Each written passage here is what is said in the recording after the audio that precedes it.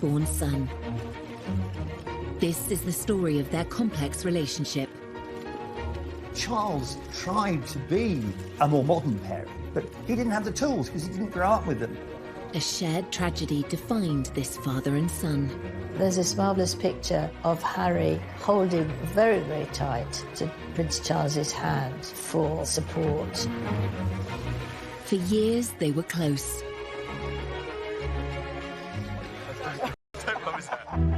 Until a shocking interview exposed the cracks in their relationship. Trapped within the system, like the rest of my family are. These are seismic statements to make. Charles Hewder felt very exposed by his son. Tonight, royal insiders explain how this relationship fell apart. He said it was the most terrible thing to make William and I walk behind our mother's coffin. It should not have been allowed. The damage is done. The relationship that I knew can never be like that again. Prince Philip's funeral was an opportunity for reconciliation, but what really happened? I think you could see clearly at the funeral how emotional Prince Charles was. Part of that was the problems with his relationship with Harry. And what lasting effect will this royal rift have on the House of Windsor? Of course, Harry wants to protect his wife, but is it at the expense of bringing down his own family? Tonight we ask, will Charles and Harry ever repair their damaged relationship? There's no doubt the gulf between Charles and Harry has widened considerably. It will be very difficult to bridge that divide in future. I can't see how they can do it.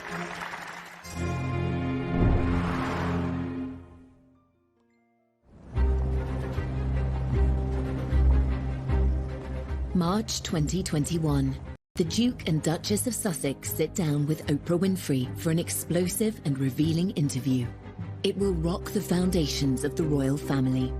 Please explain how you, Prince Harry, raised in a palace, in a life of privilege, literally a prince, how you were trapped. Trapped within the system, like the rest of my family are. My father and my brother, they are trapped.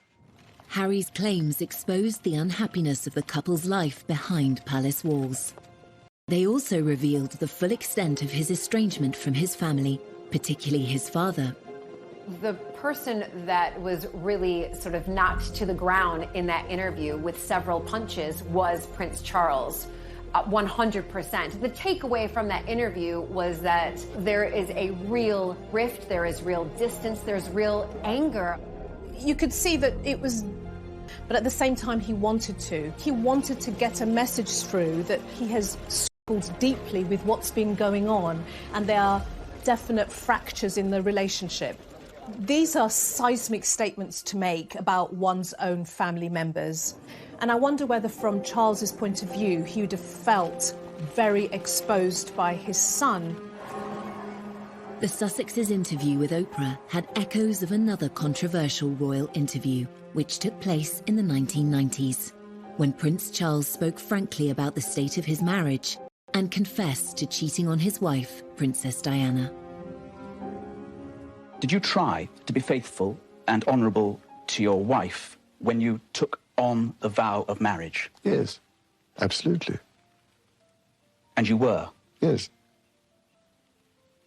Until it became irretrievably broken down. In the back of Charles' mind, there would have been a certain amount of guilt because it would have brought up memories of his own attempt way back in 1994 to get the media on his side. So on the one hand, he was being criticised by Harry and was probably very upset by that. But on the other hand, it's very difficult for me to sort of attack him for doing something which I myself did, you know, when I was young. Every single time anybody agrees to one of these huge interviews, they're doing it for one reason and one reason only. They're doing it to put their side across because they assume that when they have done that, everybody will be on their side and love them even more. And we've seen so many times in the past how mistaken that can be. While Charles's interviews stunned the world in the 1990s, his son's revelations may have gone a step further and hurt those closest to him, including his father. There's no doubt the gulf between Charles and Harry has widened considerably. I mean, I think if they're not careful, it will be very difficult to bridge that divide in future. I can't see how they can do it. Grant Harold was a former butler to Prince Charles. He witnessed firsthand the loving bond the royal father and son once had, which has now seemingly been lost. The damage is done, and that makes me sad, because the relationship that I knew, which was a loving, caring, fun relationship, can never be like that again. Prince Harry's decision to speak so candidly was a dramatic move. To understand why it happened, we must return to the beginning of Harry's life and consider events that took place soon after he was born. 15th of September 1984. Well-wishers around the world celebrated the birth. He was known to his family as Harry, and his father was acknowledged in his full given name, Henry Charles Albert David Windsor.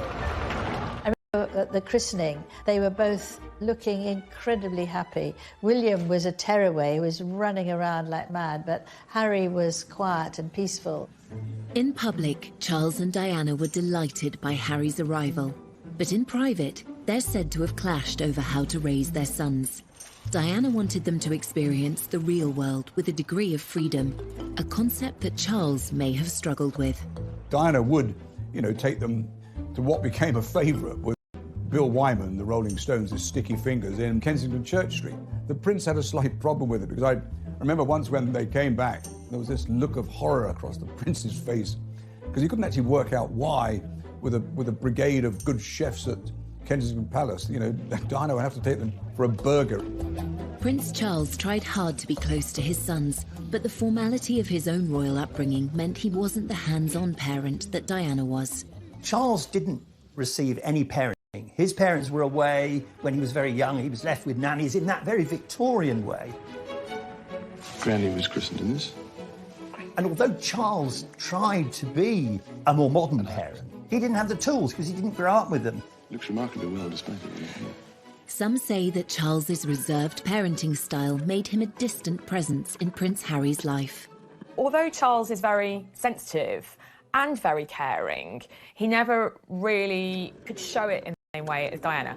And Charles was a huge workaholic. Charles wouldn't just stop his work just because he had his sons for a day. Whereas I think with Diana, she always made sure that everything was done for them. Diana, she actually joined in their games, whereas Charles would have said, off you go. He wouldn't have joined in. He's too stiff, he's too old-fashioned. Charles and Harry's relationship was already strained, but then the family suffered the ultimate tragedy, and decisions would be made that would affect their father and son bond forever. He said it was the most terrible thing to make William and I walk behind our mother's coffin. It should not have been allowed.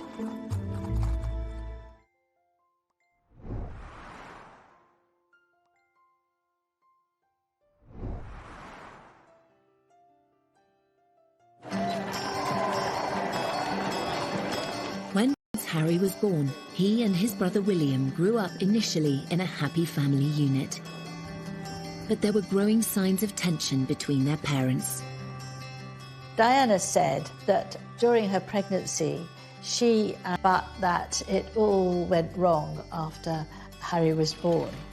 If these marital struggles created a distance between Charles and his young son, things were about to get worse. It is announced from Buckingham Palace that, with regret, the Prince and Princess of Wales have decided to separate. This decision has been reached amicably, and they will both continue to participate fully in the upbringing of their children. In 1992, Harry's parents went through a very public breakup. The 8-year-old now struggled as he was bounced between Charles's Highgrove estate and Diana's Kensington Palace apartment. What a child wants is stability, structure, and love from their parents, and that kind of constancy gives children a sense of safety. If they're going between two separate households, that can feel very destabilising for a young child. So suddenly Prince Harry was shuttling between the more relaxed, much more familiar household of Princess Diana and then the more dutiful, strict, timetabled household of Prince Charles. There was this sort of natural gravitation towards Diana, simply because Diana was the provider of the fun things that boys at that age actually wanted. Charles, interesting enough, acknowledged that William and Harry were both happier and engaged when in the company of their mother. And in that respect, one has to applaud the Prince of Wales, because he could see that his children were happier in those early days with their mother rather than him. Harry was caught between the world of royal formality set out by his father and the more carefree mindset of his beloved mother.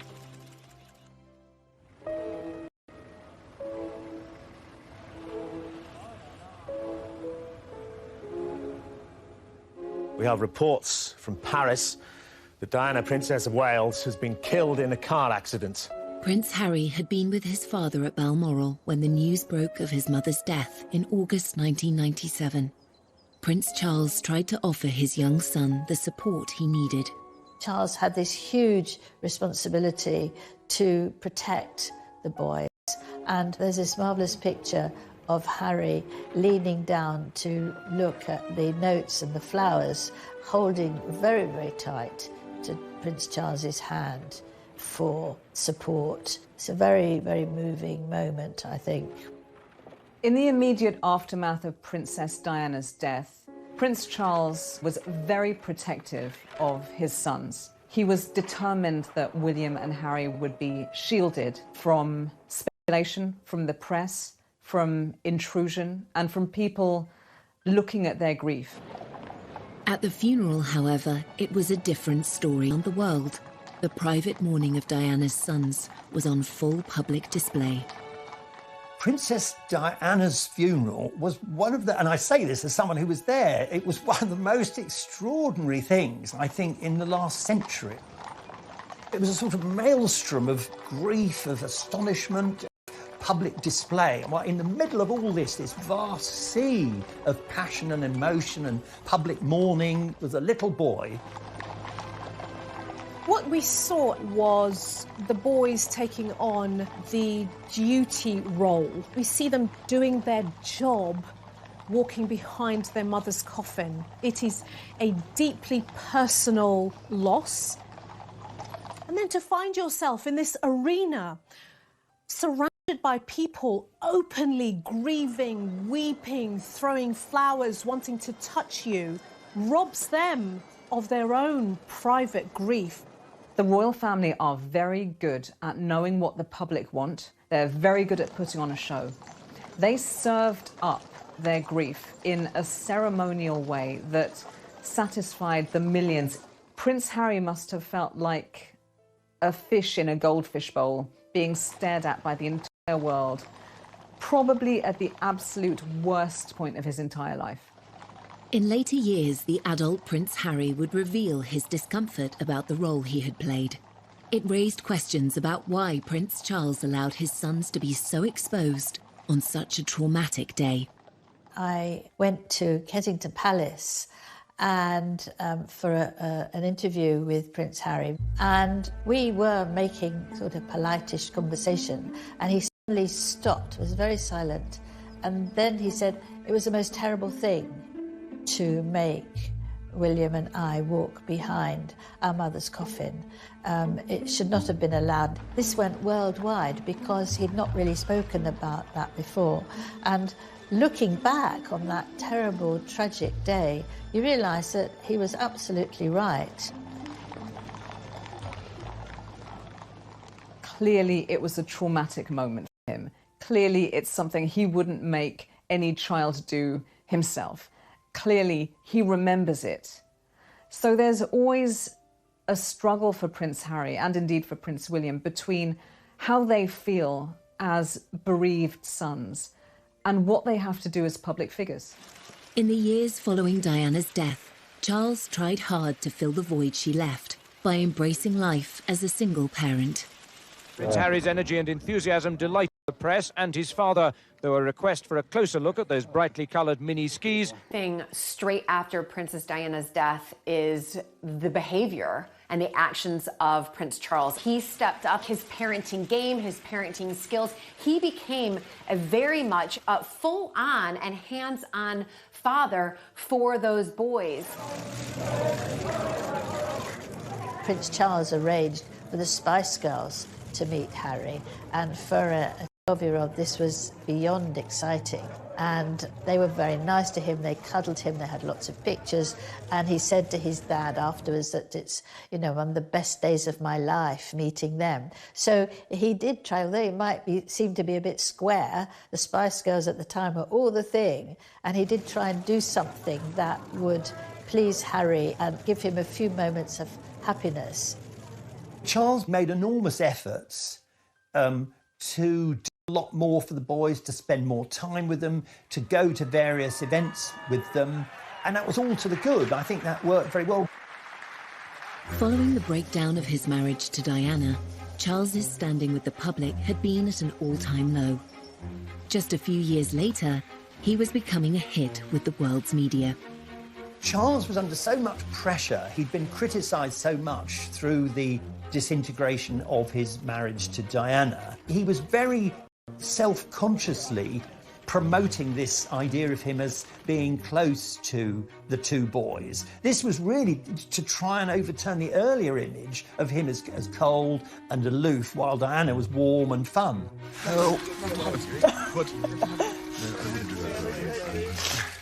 I remember the footage from the skiing trip, and it looks adorable. And then you've got dozens, if not hundreds, of official world's media photographing them and lobbing questions at them. My arms aren't long enough to get around there. And making sure that all those lovely father and son smiles are captured. Don't love his hair. There's always been a huge desire from the press to have photos of Charles and Harry and William. Charles's attitude was very much give them a bit of what they want and then they'll leave us alone. But I'm not sure that Harry was ever as comfortable with that. Unknown by the media, the young Prince Harry's frustrations with royal life were growing. This was compounded by the death of his mother, whom he believed had been hounded by the press. When Princess Diana died, Harry was only 12. As time passed, of course, you're going to start questioning, why did she die? Who caused the death? And we can see that from Harry, that he does absolutely blame the press. And it's something that has really, fast forward a few years later, that's when we really start to see Harry, in a sense, acting out, but who can blame him? As Harry grew from a vulnerable young prince mourning his mother into a rebellious teenager, stories of his nighttime escapades became regular front-page news. Harry's teens, by his own admission, were a very troubled time for him. Smoking and drinking too much, getting into trouble at school, cries for attention. It was one thing after another. They still me and I still read them.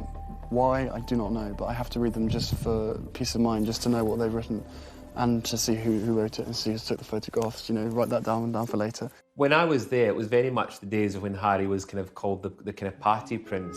I remember on occasions, like on a Sunday morning, there'd be whatever Harry'd been up to the night before would be in the press. And then, obviously, I'd see him and I'd say to him, well, you had a good night then, kind of thing. And I'd have a laugh. And luckily, he would have a chuckle and he would go, maybe, you know, kind of thing. In 2002, newspapers revealed Harry had been caught smoking drugs and drinking underage in pubs near his father's home, Highgrove in Gloucestershire. For Charles, this was one misdemeanour too many. He sent his son for a day's visit to a drug rehabilitation centre. The palace viewed this with alarm. I mean, I think they always do, because anything that's out of control inevitably is damaging, especially for Charles, because it reflected badly on him as a parent. Prince Charles has got a lot of support today, not least because this is a situation that thousands of parents in Britain have faced. He insisted Harry should visit a drug rehabilitation centre. I think the idea was that it would give him a shock. He would go there and see, you know, what it was like if you allowed drugs to sort of take over your life. I suspect Prince Charles did that because in the eyes of the public, that's what the public wanted to see or felt that he should do. But at the end of the day, you know, there's a lot of, rebellious children who in normal families will do a little bit of underage drinking. So I think it's what do we need to show the public that we're doing in order to sort of hone in this behavior. Did this attempt at intervention by Prince Charles offer his son the support he really needed? I wonder whether, if that's the case, Harry would have felt, shortchanged. What I really need, Dad, is a lot of love, attention, structure. I need more face-to-face time with you because I'm struggling. This is a cry for help. I need you as my parent to step in and help me. So there might have been some tension around what was happening at this point in time. This would not be the last time Prince Charles would need to step in and make a critical decision in his son. Of Charles, the father, doing something that Harry, the son, didn't like.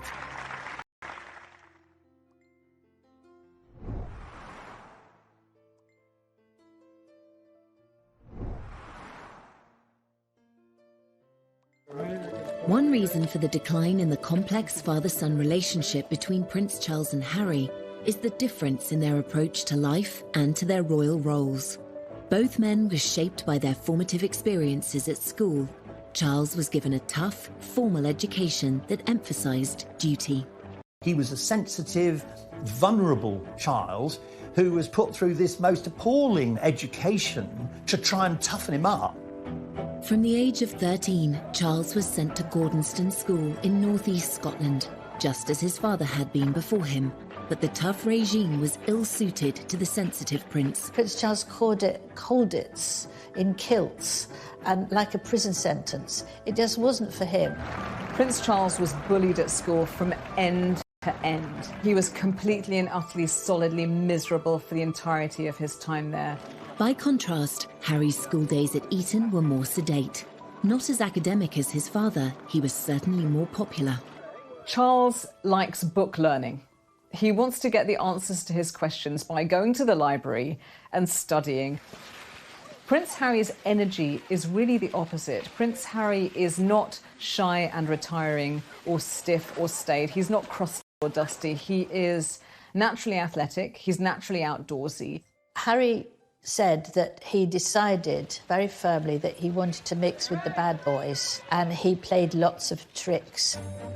While Charles attended Cambridge University, Harry's modest academic record did not push him into higher education.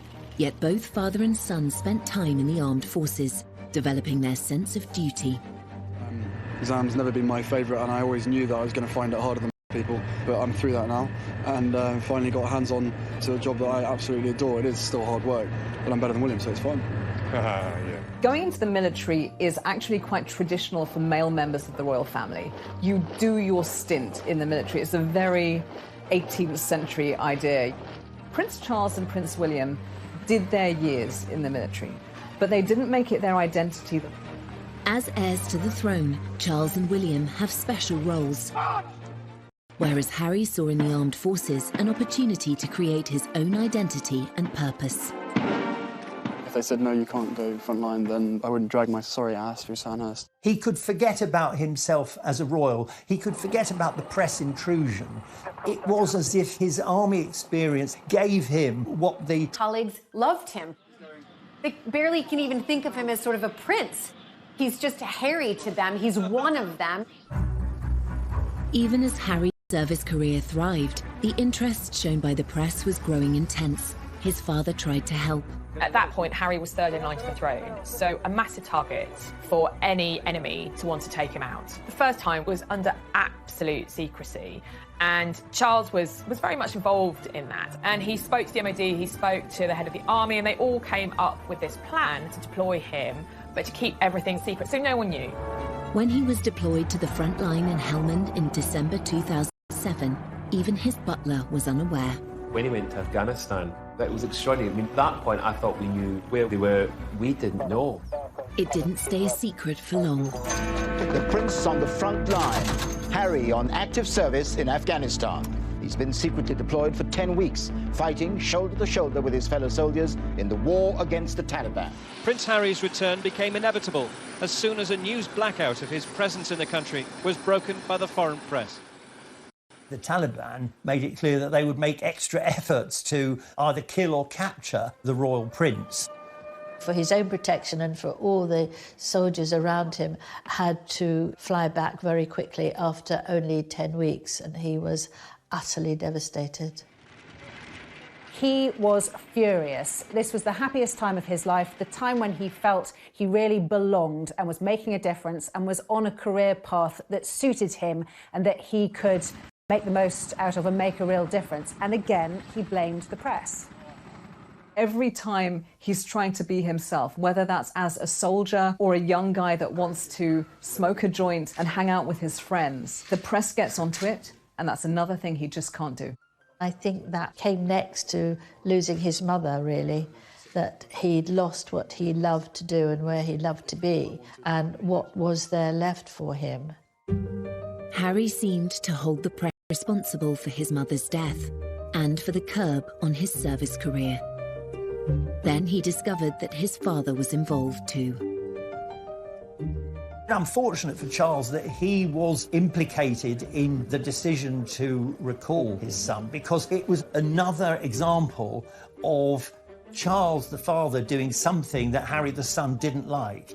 Harry must have been saying, look, here we go again. Are my father and the world's media actually working together? The next one in a long line of emotional betrayals that have come from the people who are really the closest to him. In fact, Charles's involvement in removing Harry from the theatre of conflict was motivated by a desire to protect his son. As a parent, you worry the whole time, but for everybody left behind, it's ghastly. From Charles's point of view, as a parent, he would have been in protection mode, and as the son, he would have been, trust me, I know what I'm doing, don't interfere. So typically that would have brought its own internal tensions between father and the son. Harry is aware that his father loves him and wants to do his best for him, but then these other things all intrude and slightly poison the atmosphere. Because Charles obviously felt we have to do the right thing here. Harry's idea of the right thing was very different. It's obviously a great relief, as far as I'm concerned, to see him home in one piece. Eventually, father and son buried the hatchet. Harry's recall from Afghanistan inspired him to take on a new role, and one that would make his father proud. That was a pivotal moment, probably one of the most significant days in Harry's life, because on that plane that brought him back was a dead soldier. I thought there was a coffin on the plane, and there were 2 or 3 British soldiers returning who'd lost limbs. And it was very soon after this that Harry set up the Invictus Games. In 2014, Harry played a pivotal role in organising the Invictus Games, which today involves 500 competitors from across 20 nations. For Prince Harry, the army is where the heart is. He's long been a champion for wounded service personnel, and today he was playing sitting volleyball, one of the sports at the Invictus Games. Harry's dedication to celebrating the bravery of wounded service personnel was all too clear from his speech at the Games opening ceremony. The admiration I have for these men and women to move beyond their injuries is limitless.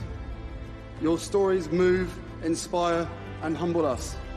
You prove that anything is possible if you have the will. Welcome to the Games. Welcome to Invictus.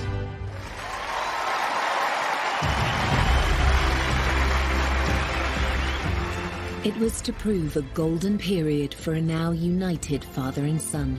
Charles was very, very proud of Harry. What parent wouldn't be proud of their child coming through and blossoming and showing real confidence, real purpose, creating something that embraces a huge community? That is a huge step forward. I think it was also a way for him to bring his parents together. So from my father, I've got a sense of duty, a sense of continuity, a sense of my responsibility as a royal.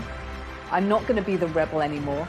And then from his mother, he has the human rights aspect, the international aspect, the charity aspect. And those two things fused together really powerfully, and they're still fused together. Much in conflicts, Harry realised that this spoke to him in a special way.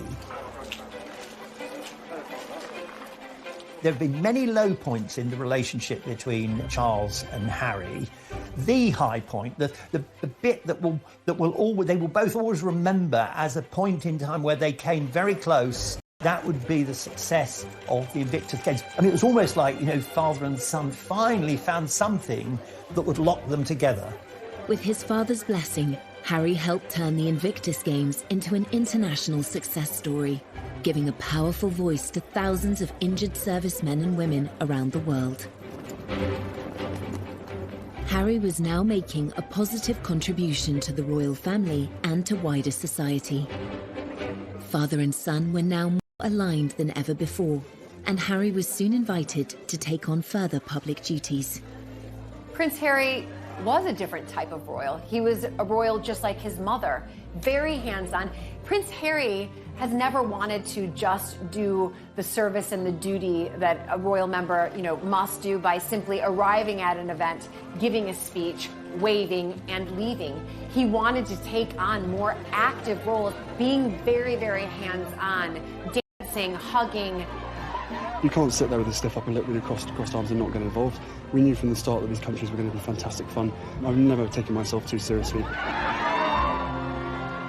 There's a real contrast between Prince Charles and Prince Harry when they do their royal tours. Wherever they are in the world, Prince Charles does it blatantly as duty. So he's there, and wherever he is, even if it's like 100 degrees outside, he's wearing a very closed suit that's completely buttoned up. And he smiles, nods and waves, and he's jovial, but he's still a little bit stiff. Well, you would be, wouldn't you? You would be washed by all you lot. Prince Harry on international royal tours is clearly having a really good time. We see Harry as much more at ease in his own skin. He had a good template in how he saw his mother behave, and where, he's hanging out with Usain Bolt and he's meeting people and he feels good about himself. This was Golden Harry, the bloke that everyone wanted to go and have a drink with, the bloke that all girls wanted to go and have a flirt with. He was that kind of the action Jackson superhero that had served his country and kind of could do no wrong. Charles and Harry were very close, probably as close as they've ever been. There's a famous Oscar Wilde quote which says about children and their parents. It says, first we love our parents, then we judge them, sometimes we forgive them. For 3 decades, they were moving on and putting the past behind them, as this illuminating interview with Prince Charles from 2018 suggests. Your children always surprise you, really, because you think they pull your leg all the time and appear not to pay any attention at all. In fact, you then later discover perhaps they did. Good Lord, don't tell me you actually listened. Or... The relationship between Harry and Charles has suffered since 2018. So, from a wedding to a breakup, how did Harry's marriage to actress Meghan Markle lead to father and son going their separate ways? Charles admired the fact that Harry was trying to protect Meghan, but I think he was very worried that it would have unintended consequences, which of course it did. I remember getting this email on my phone and my jaw dropped.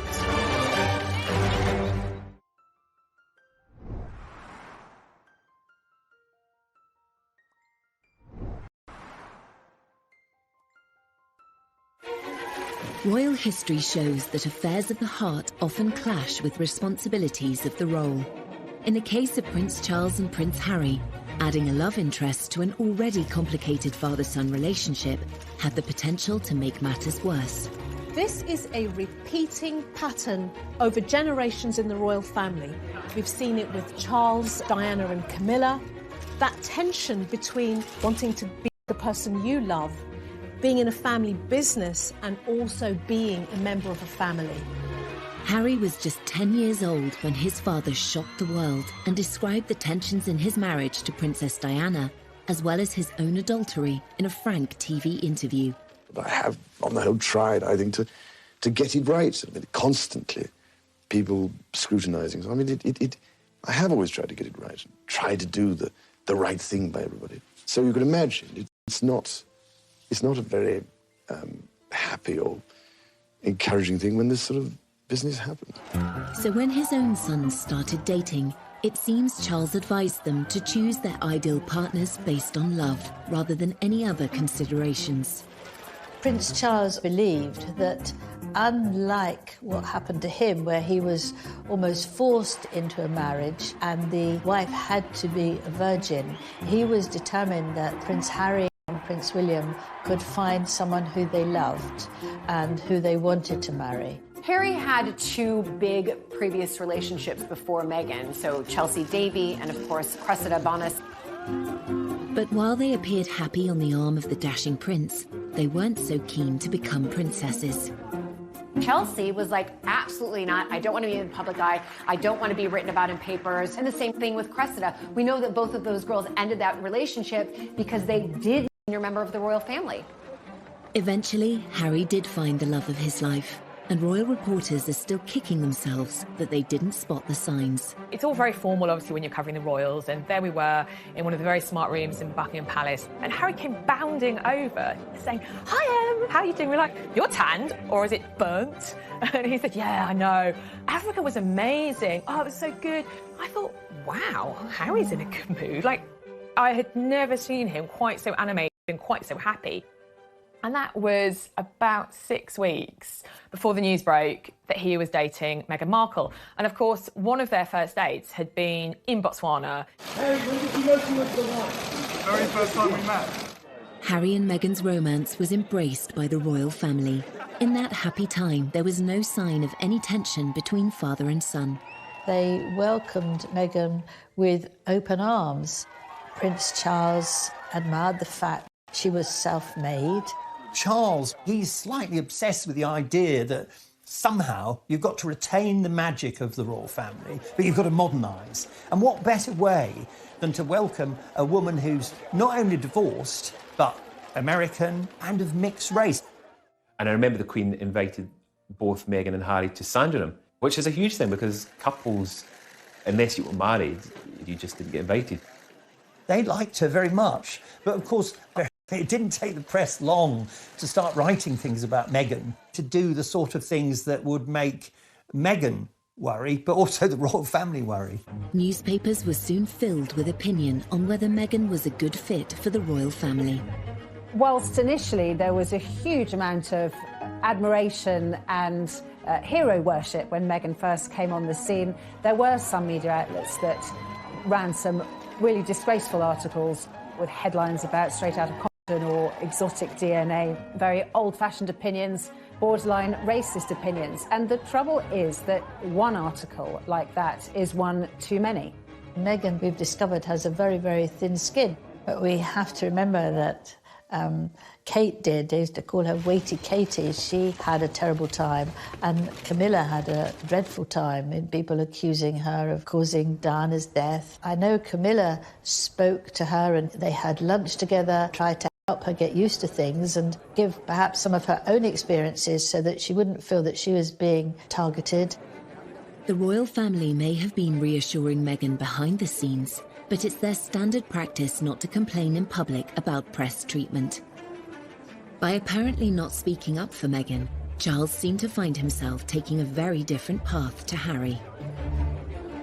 Statements, these underlying racial tones need to stop. I remember getting this on my phone and my jaw dropped, actually, because press statements, remember, the royal family are normally really bland and really boring. I mean, this was Harry. Anger. The anger was leaping off the page with his words and the tone. This was an unprecedented move, really just instructing the press to back off and leave Meghan alone. Charles admired the fact that Harry was trying to protect Meghan, but I think he was very worried that it would have unintended consequences, which of course it did. Handling the press is like handling gelignite. You know, it's almost impossible to do it safely. Despite Harry's insistence on tackling the press, his relationship with his father appeared stronger than ever. He felt able to ask Charles to play a significant role at his wedding. Meghan's father infamously didn't come to the UK for her wedding because he said he had heart problems and he was in hospital. There was the question of who would walk Meghan down the aisle. Prince Harry asked his father, and what could be better than having the heir to the British throne walk your beautiful bride down the aisle?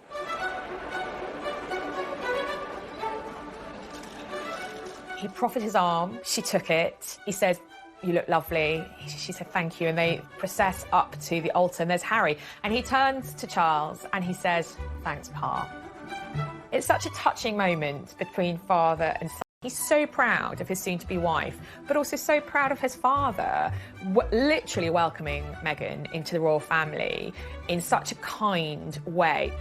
This was a very important symbolic act in terms of optics, that, you know, Meghan is now part of our royal family.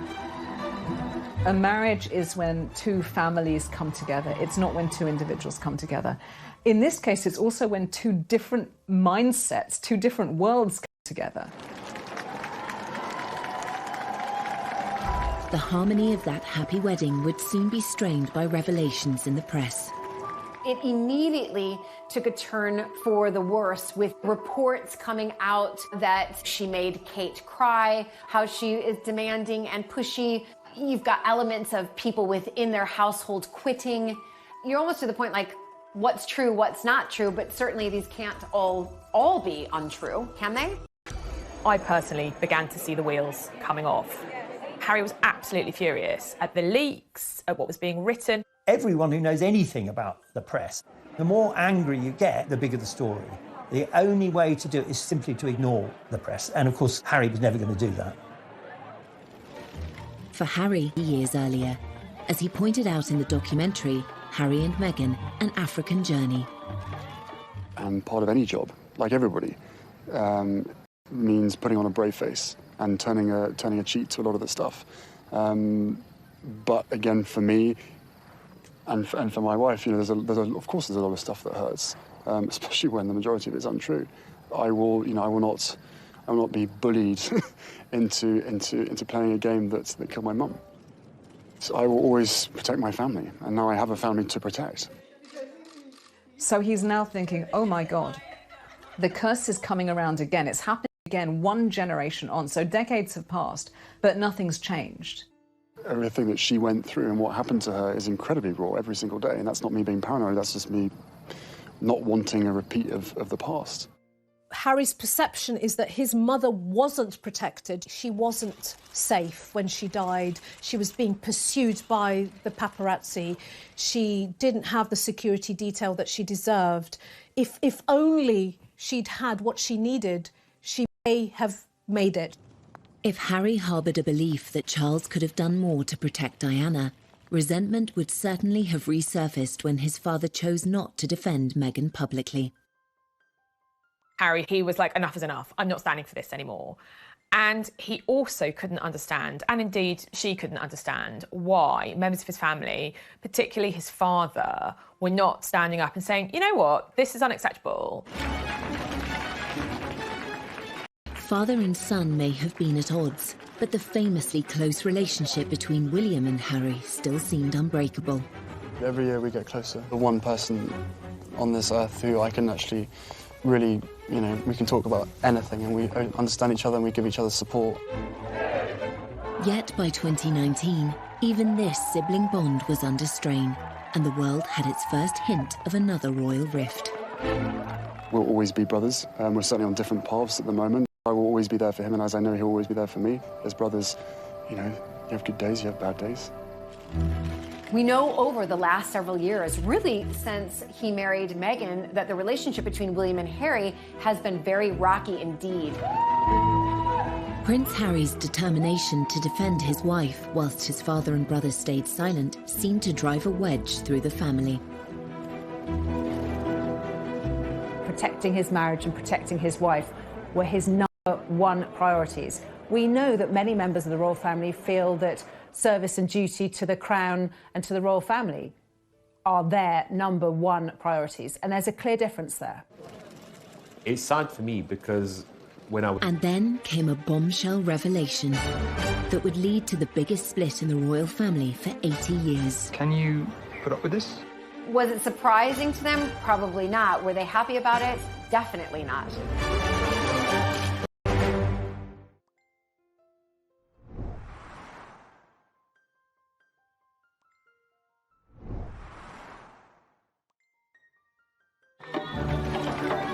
In September 2019, Harry and Meghan were on a 10-day tour of Africa, where they appeared to be embracing their royal roles. The messaging was positive, and I think from Charles's point of view, in terms of the brand royal family, they did a phenomenally good job. I am here with you.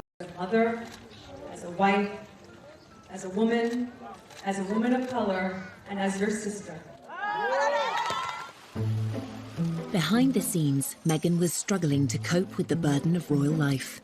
During the filming of an ITV documentary about the trip, she made a momentous decision to speak out.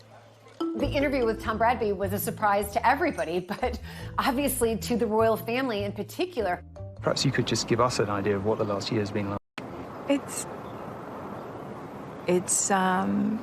hard. Thank you for asking, because not many people have asked if I'm okay. But it's a very real thing to be going through behind the scenes. And the answer is, would it be fair to say not really okay? As in, it's really been a struggle? Yes. That interview was pivotal, and certainly with hindsight, you can see that something changed at that minute. That would have been a dig at the royal family. And I think that was definitely eye-opening to everybody around the world, saying, okay, something's going on here with the royal family. I think it was clear from that interview on that alarm bells were starting to ring for Prince Charles about what path Harry and Meghan were going down and where it was going to end. Finally, the tensions between Harry and Charles reached breaking point. 3 months after Harry and Meghan returned from their tour, it was announced that they would step down as senior members of the royal family. In the run-up to Harry and Meghan leaving royal duties and then leaving the country, there were frantic conversations. I think Charles was desperate for his son not to do anything rash. I think Harry felt, oh, here again, my father's trying to stop me being free. Within the royal family. It's a huge monarchy. You can't just say, right, you can go tomorrow. There's lots of complications to senior royals leaving. And the Queen and Prince Charles were working out how to do this. Harry then published an announcement on his Instagram page, sparking a worldwide media frenzy.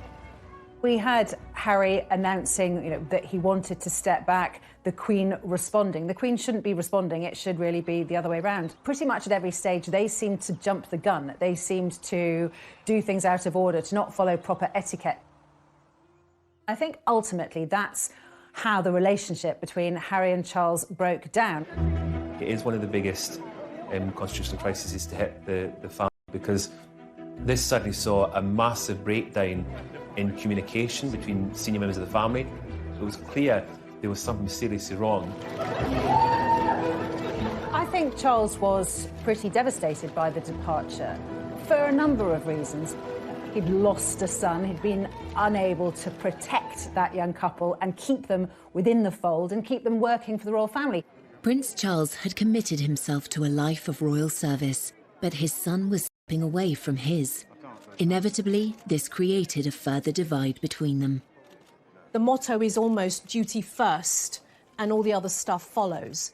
Now, when you now live in a world where you start to put your own needs and wants ahead of duty, this is where the tensions arise, because the rest of the family is saying, well, this is a business. Charles knew over the years how unpopular it's been to have the royal family too big, too costly, too many members who nobody's ever heard of. So he wanted to slimline the royal family. So it was no surprise when his son wanted not only to be not a working royal anymore, but to be half in, half out. That was never going to wash. It seems yet again that Harry didn't receive the support he'd hoped for. You've got here the tension between being a parent and also the child's boss. And here's where the boundaries get very blurry and very messy. His withdrawal from royal duty was never going to be easy, but the sacrifice Harry had to make was far greater than he imagined. He has lost his royal titles. He's lost security privileges. He's lost a lot of money and patronage. He lost all of his military appointments, which he worked for 10 years to build up. When Harry first spoke out about the decision, he expressed his disappointment that his family were unable to compromise. It brings me great sadness that it has come to this. Our hope was to continue serving the Queen, the Commonwealth. That wasn't possible. I think he'd find it upsetting because he doesn't just do them because it's duty, it's because he's passionate. He loves these things. For Charles, as with the Queen, the monarchy always comes first. Harry seemed to struggle with this idea. Charles will have known that that was going to damage their relationship, but he will have put what he saw as the greater good of the monarchy and the royal family above his personal relationship with his son. Once again, Charles's silence was deafening. But there was a high price to pay. The rift between father and son was growing, and soon the whole world would know about it. Prince Charles loves Harry, but there comes a time when you have to say enough is enough, and that was it.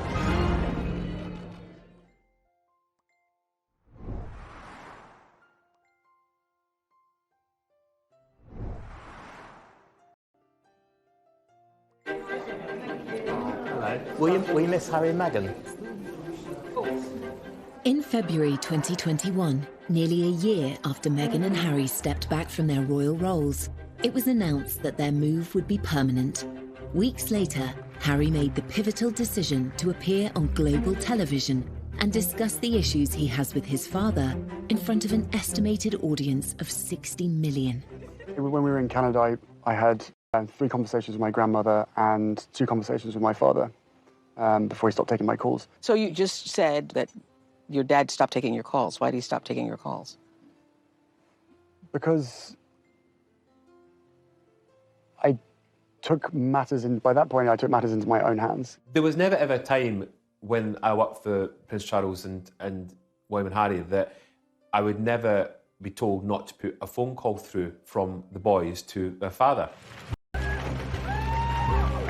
this is how serious it has become, that he doesn't want to answer the calls of his son. We're told the reason that Charles stopped taking his calls because Harry kept asking for more money. Charles is not someone who likes confrontation, so effectively, he just stopped taking his calls. Charles doesn't have a mobile phone, so it is just literally phoning the switchboard and asking to be put through to wherever he is. Prince Charles loves Harry, but there comes a time when you have to say enough is enough, and that was it. And they got back talking on the phone a short while afterwards. Harry also disclosed that Charles had put an end to the private funding he was providing for his son. My family literally cut me off financially, and I had to afford security for us. I suspect it was that bit of the interview which upset Charles the most, that he felt very let down. Before Harry stopped being working royal, he would have only got about 5% of his income from the sovereign grant. The other 95% would have been from his father's personal wealth and from the Duchy of Cornwall. Charles was paying about £5 million a year for Kate, William, Harry and Meghan. That's a significant amount of money. That money pretty much disappeared when Harry and Meghan moved to Canada and then to the United States. And that's where the problem arises. Harry slightly feels that not giving him the money he wants is not giving him the love he wants. Harry, he's got 30 million, most of it from his mother, but also a considerable amount from Elizabeth, the Queen Mother. So he's not exactly what you would call poor. One issue raised in the interview seemed more sensitive for Harry than any other. On the security element, I never thought that I would have my security removed because I was born into this position and inherited the risk. So that was a shock to me.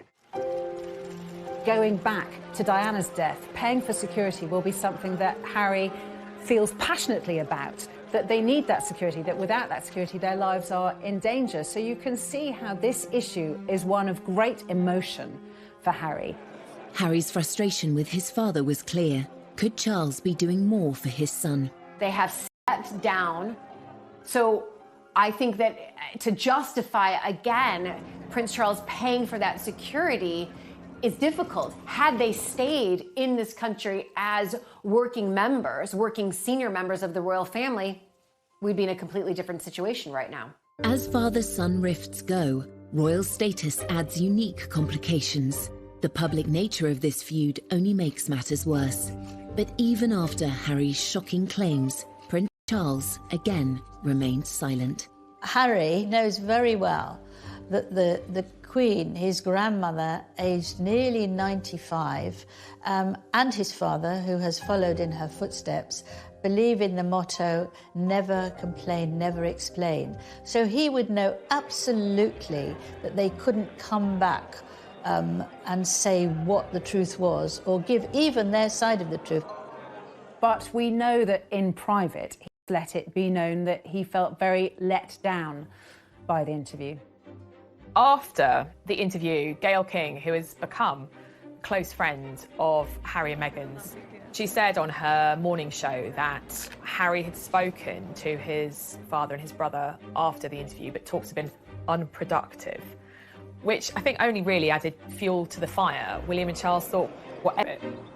The claims that Harry made about his father could have a serious effect on the monarchy, which Charles has worked so hard to protect.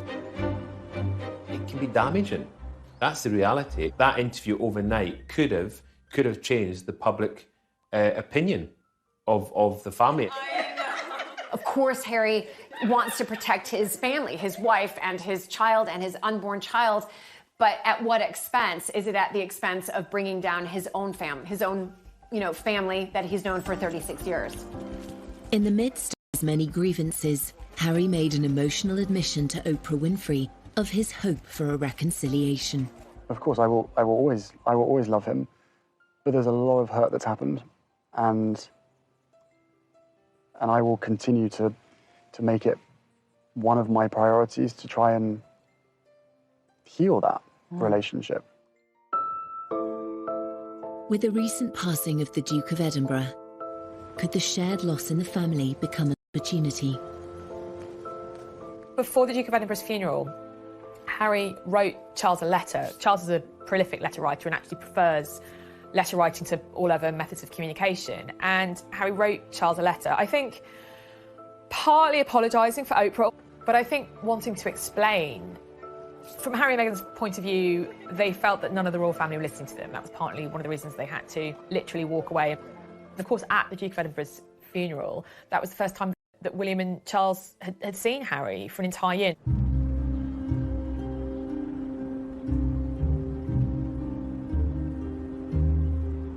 I think you could see clearly at the funeral how emotional Prince Charles was. He seemed to be more willing to show that side of himself, that raw emotion. I do wonder if part of that was the problems with his relationship with Harry. The Prince of Wales, I think he's anxious, like any father, to put right what is wrong. He is a very caring person. I witnessed that firsthand when I was working with Diana. Whatever protocols he abides by, which he does, of course, he will have an undying desire to make sure that his children are safe and happy. Charles's last-minute decision to break with protocol and have his family leave the chapel walking side by side rather than being driven seemed to be a positive step in rebuilding bridges.